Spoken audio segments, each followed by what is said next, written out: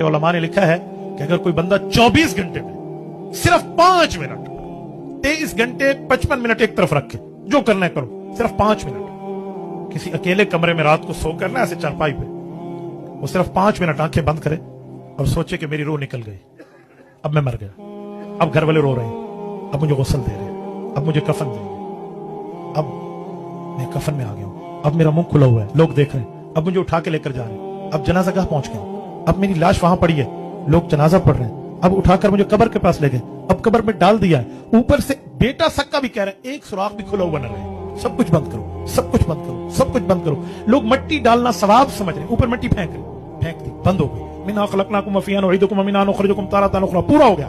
कब्र की मिट्टी पे बंद। कितना टाइम बैठेंगे? 10 मिनट, 15 मिनट, 20 मिनट, 1 घंटा, आधा घंटा, 1 दिन, 2 दिन, 10 दिन, बस चले गए। अब कब्र बंद है।